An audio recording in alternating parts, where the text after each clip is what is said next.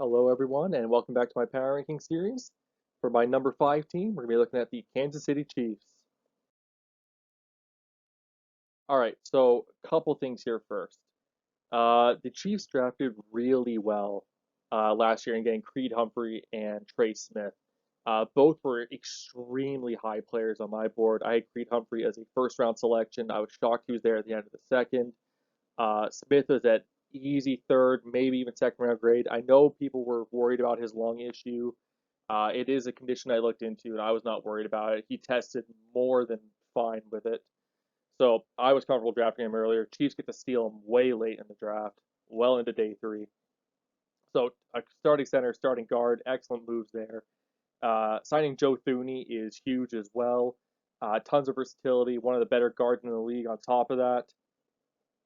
He also, very much like Creed, also deserving of the star, top their positions. It's a really fantastic interior. The Chiefs basically saw that they were getting beat on the inside really bad a couple years back, and they said, "All right, we're going to rectify this all in one fell swoop." I think they did very well in doing so. Now, one thing we do have to note here is Orlando Brown, the left tackle. Not my favorite scheme fit. He seemed to do a lot better in the power scheme of the Ravens, where he wasn't having to really extend that kick slide and deal with a lot of speed rushers, just who want to get around him, right? Especially with Mahomes' drop back, where he drops back so far more often than not to extend the play or look downfield, especially when he had Tyreek. A lot of the tackles who just didn't have the foot speed to keep up with these edges uh, were really letting the edge round, just basically round these tackles and get to Mahomes from behind. So there is some issues there with Orlando Brown. I don't think he's worth the I think he's asking for like top 10 left tackle money. He's not worth that. He's not in that category. The Chiefs are in a bit of pickle with there. They did offer him fairly high. I think it was a backloaded deal, so it was like a 4 year contract or 5 year contract. Most of it was 18.5 mil to start, and then the last one was like almost at 30 something to basically average it out closer to 21. But he never would have saw that last year. But 18.5 is definitely closer to what Orlando Brown should be getting paid. That's much more suitable, but he denied that. He has refused to sign his tag. He's not showing up to camp as of right now. So there is those issues. Garon Christian actually had some good play last year, so him taking a little bit of a deal here too to help fill in is not the worst idea. Currently, Andy Reid has talked about Joe Thuney being able to fill in at left tackle, which he absolutely can do and has done before. So the Chiefs will lose a little bit of talent there, but I think Thuney can more than fill in at left tackle and not hurt the Chiefs. Right tackle is more of a question. It's really the weak spot here still.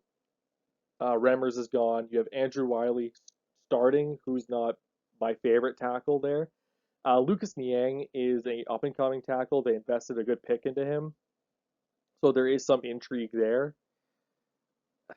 You need to see a step up and play from Niang though to feel a lot better. Currently, that right tackle position is really what's going to be killing the Chiefs, at least O line wise.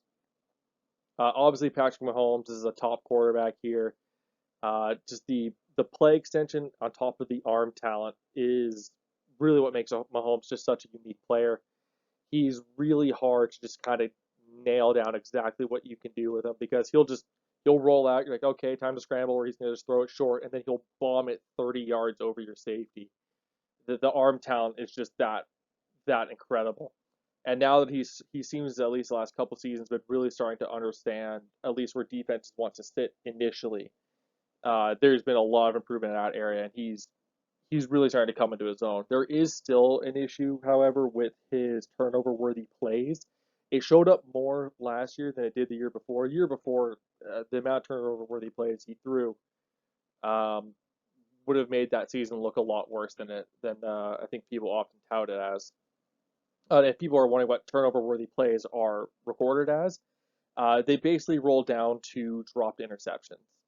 So there is some theories in currently in analytics that basically quarterbacks who have a cannon of an arm can kind of get away every now and then with throwing those turnover worthy plays just because their velocity on the ball is just so much harder to catch than if you were looking at like just say Drew Brees back when he was throwing it, right? Drew Brees' arm strength was good back when he was younger, but it wasn't a cannon. So, if he threw a turnover-worthy play, it was probably going to be a turnover, even though it didn't happen too overly often. But with like Mahomes and Josh Allen, it has to be they have to have a really really good D back or linebacker to catch that. So that's what I'm talking about with turnover worthy plays. Basically, it's a lot of drop picks, and Mahomes was the leader in that category for a good while. But he has last season shown a little bit more competency in that, and I think that's in tune to him starting to understand defenses even better than he has prior. Okay, there is some. I don't want to say good talent, but I want to say some intriguing talent here. I'll start with the big piece early. Travis Kels is almost impossible to stop at tight end. He's not even like the most insane athlete I've seen at tight end either. He's a really good one, but he just has this such natural feel of where his body is in relation to the guys around him. He almost has eyes in the back of his head. His chemistry with Holmes is none other in combination with that, and his ability to run the ball after, like the actual way he runs, uh, gets him so many yards after the catch. It's He's truly a unique player. The Chiefs were really smart to extend him and keep him with Mahomes as long as he can. I really think that this is the special duo here, and they're gonna feel it when Kels, pardon me, does decide to hang it up. Now, for the more interesting pieces here, so Tyreek is gone. They collected a lot of picks. It was kind of a weird situation. It happened so quickly. But they do have some interesting weapons now. So Nicole Hartman obviously is still the burner here. They invested a high pick in him, just I think looking to emulate Tyreek. Same kind of stature and speed, obviously. I don't know if I believe he can do that. His development track has been fairly slow leading up to this point. He has not taken the like how to say overly big step that we saw Tyreek take in his years. Like Tyreek had over his years developed his route running to a point where it's actually really good right now. Tyreek in year two is definitely not the same player in year four. He has absolutely honed his craft and he deserves the credit to that. Hardman has not shown that growth to me yet. The leap required for him this season to start talking in that conversation of deep burners, it's gonna have to be pretty significant. Uh, Juju coming here. Finally, the Chiefs tried to get him last year. I imagine, will be taking a lot of snaps in the slot. It seems like that's where they want to play him. That's where he actually did a lot of his best work. Was when he had AB take the one, he could take the two or the slot role, and that's where he really did well for them. And on top of him actually being a fairly decent blocker for a lot of these like little quick screens or halfback screens that they want to throw here, Andy Reid's so clever in designing these things. Uh, Having Juju here is possibly a more underrated weapon in a different way than what people probably expect. So we'll see how he uses them. I'm expecting quality play here. I think you might see Juju get back to a more quality stance getting into this year. Marquez Valdez-Scantling, I'm not a big fan of this deal. I don't think it should have been 3 year 30. I would have rather it been a 1 year. But again, there could have been other teams bidding against them and bidding that up. Sometimes players like this just get bids because people want to kind of undercut and get a player like this. So you almost have to overpay. But he's going to be the more quote unquote reliable deep threat here. He still has issues with catching the ball deep. Although he wasn't targeted overly a lot last year with the Packers, it's a little weird in that category. Where Rodgers is usually so good at hitting that deep ball and getting it to MVS in stride. There was always kind of MVS dropping it was the issue. Last year, the targets just weren't there. It could be Rodgers losing trust in him, but that's a little up in the air.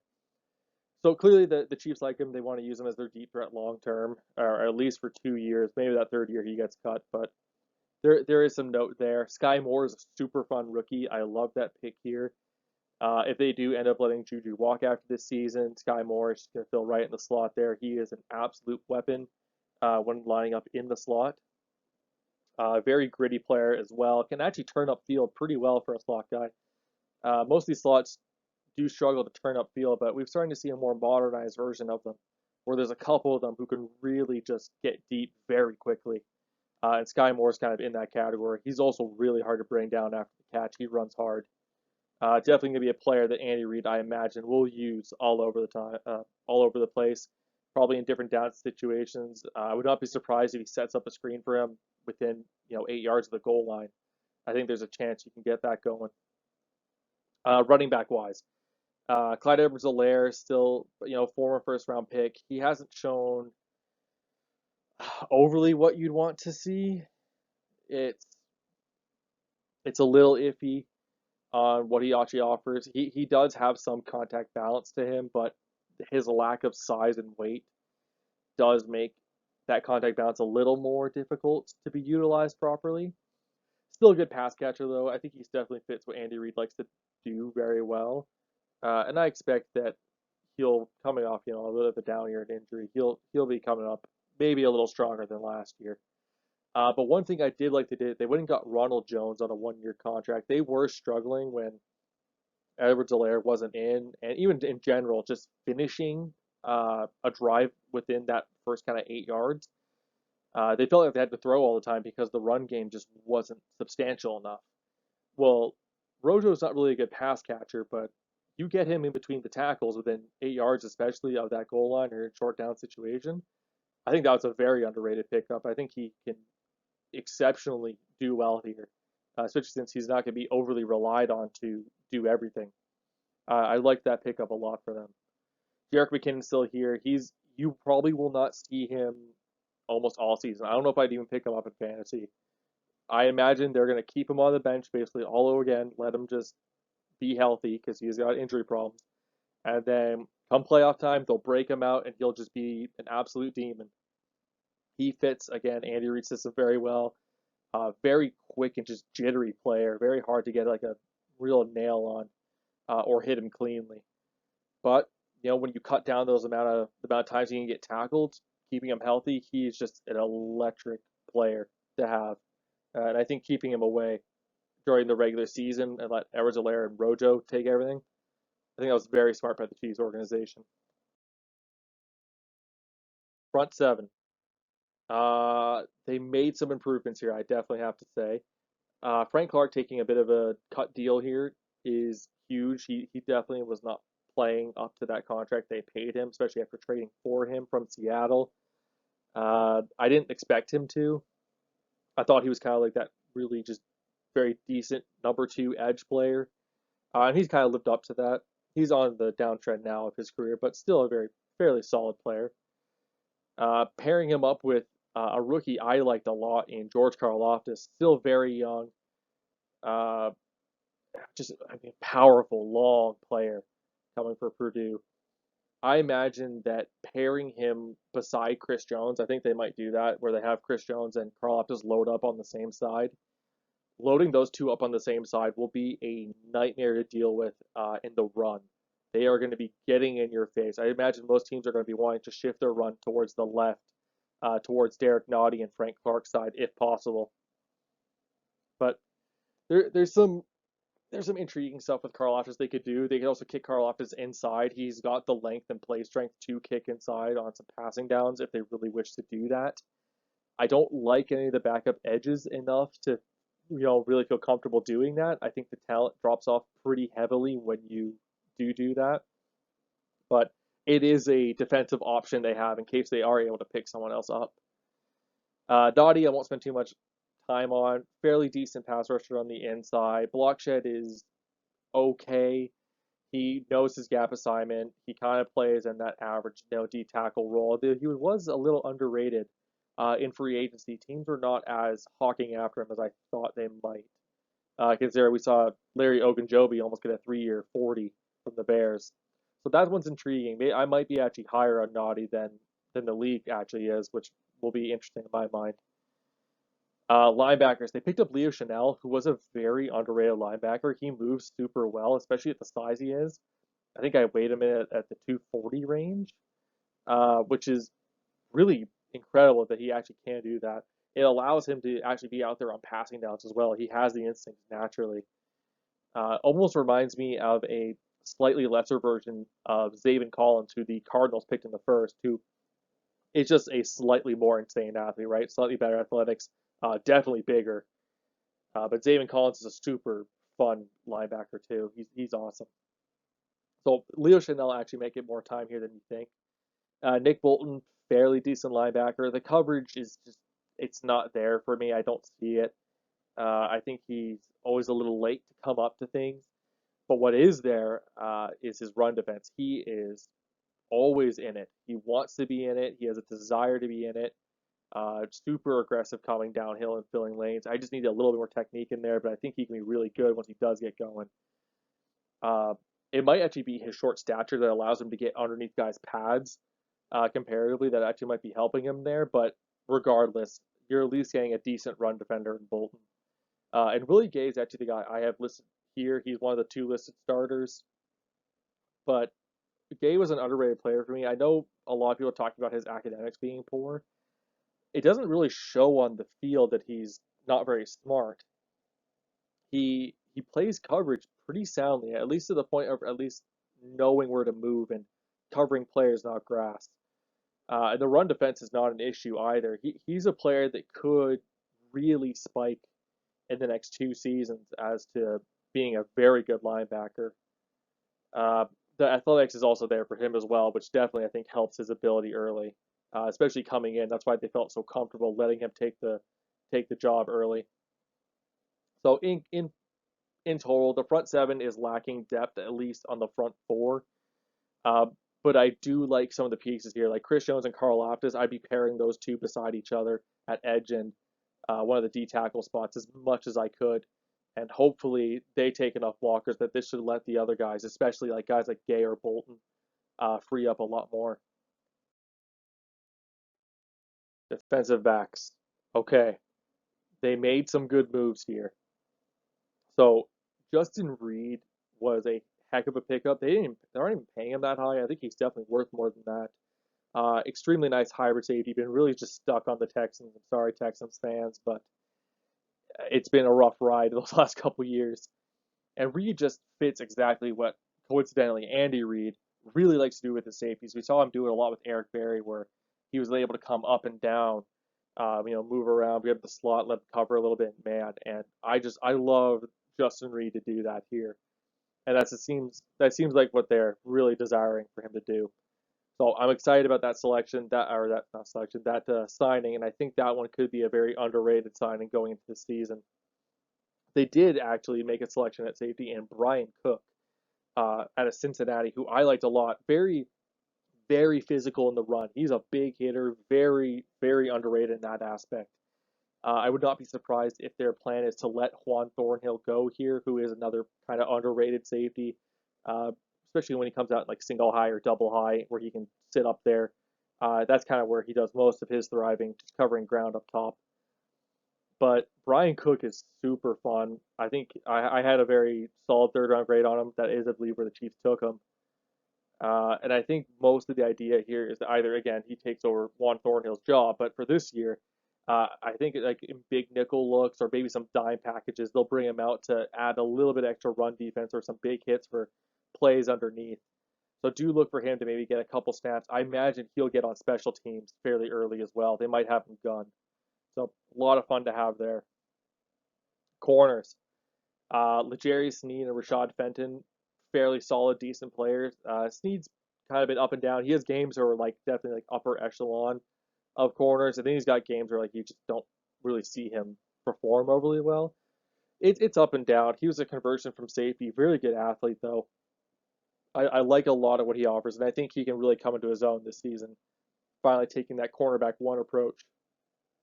They did trade for Lonnie Johnson here. They also drafted Williams.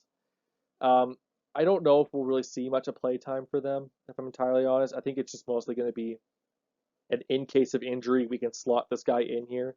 But most of the time, we'll just let them kind of sit and develop and do what they do. Maybe one of them comes out on dime, whatever they think, right? So I wouldn't expect much of either of those players, but do note they're here. I think they're interesting fits here. Fenton, not as insane an athlete as some of the other players here, but pretty technically sound. Definitely sound at least tackle wise. I definitely like him playing slot, but they don't currently have playing that. So I'll be curious to see how he plays on the outside now that Ward is gone. Who they do have playing the slot is Trent McDuffie. Now, I'm not overly high on McDuffie. I actually didn't have a first on McDuffie because people wanted to kind of play him on the outside. And I thought there was better first round corners on the outside. However, playing McDuffie in the slot in this system, I think could be very dangerous. And I mean very dangerous. He he plays the run and plays down very well, like very disciplined as well gap scheme wise. And letting him sit in that corner spot where he's going to be closer to the line of scrimmage, I am all for. And his instincts within that short yard situation is really where he thrived at Washington. Which again, having him sit in that slot, that's where he's going to be more or less sitting most of the time, is within about 10, maybe 15 yards of the line of scrimmage. So you're really maximizing what Trent McDuffie does well, and I think that actually was a worthwhile selection for the Chiefs to make that early. I think that pick actually will oversee my rankings of McDuffie. Special teams and coaching, lots of stuff here to talk about. Firstly, Andy Reid, he's one of the best coaches in the league. Extremely smart and quick-witted offensive mind. The stuff he does with Mahomes now at his disposal, right? Someone who fits that insane arm talent build. With the other players, he's able to get. I mean, he makes up for a lot of the weaknesses on this team purely just from his schematic mind. Now, talking about offense, this is kind of the point of why maybe Eric Bieniemy hasn't been hired yet. There's a lot of thoughts onto why he hasn't been, but the main one right now is that really how much does Bieniemy do compared to what is Andy Reid? Like some teams are struggling finding out which is Andy Reid's choice and scheme up and what is Eric Bieniemy's. And I've talked about this with some other teams that some coaches are just going to be controlling certain aspects, even though they do have a coordinator. It's more or less a relief thing. So he'll be interesting. I also heard he didn't interview overly well. I don't know. I'll take that with a grain of salt because the teams I've heard that from, I don't know if I fully believe them. I'll have to hear that from someone else first. But I'll withhold judgment on that. We'll see if he gets any kind of chance this go around. I actually think maybe going to college might be a more beneficial thing for him if he doesn't if he wants a head coaching job and he's not really getting one in the NFL. I think there could be something there. The other coordinators are fine. Spagnuolo in particular, they kind of play a lot of bend don't break versions of their coordination on special teams and defensive. I honestly don't have much else to say to that other than them. I don't think they're going to hurt this team in any way, but I also don't think they're going to elevate them in any way. Townsend's again same kind of thing at punter, not an elevation or really a poor punter. He's just kind of here to do the job. I don't think he's going to get you anything special. Harrison Butker, though, at kicker will absolutely get you something special. He will bail you out in a lot of the worst situations. It's almost Justin Tucker-esque currently with the insane kicks and conditions he's been able to make. He's one of the better kickers of the last years. If you're looking for a kicker in fantasy, I would say I'd recommend Butker. I think he's a very solid pickup in that aspect. All right, so Kansas City has had to lose a lot of talent to keep under the cap essentially this season, but they've done pretty well to get some potential replacements for those spots. But that's really kind of the issue is that a lot of these guys are potential. I need to see how they fit in this scheme or away from certain players or they're coming from college. A lot of these young players are going to need to step up and fill in these spots for Kansas City to get that balance level of play up there, or else it's really going to devolve into just Mahomes and Andy Reid getting super creative on offense and just having to offensively put pressure on teams by putting up insane amounts of points. So I really the name of the game is put up points to the point where the opposing team's going to tire out, and maybe you'll win from there. But we did see that teams who are fairly good at containing them, like the Bengals last year, did fairly good at containing these type of offenses. Do give them struggle when they can't switch gears into a different style of play. So we'll see. There's a lot of questions with the Chiefs. I think they could end up going higher up on this list, but the AFC's gotten a lot tougher, and there's a lot of question marks still going into the season. With that being said, I hope you enjoyed the video, and I will hope I see you all next time. Later.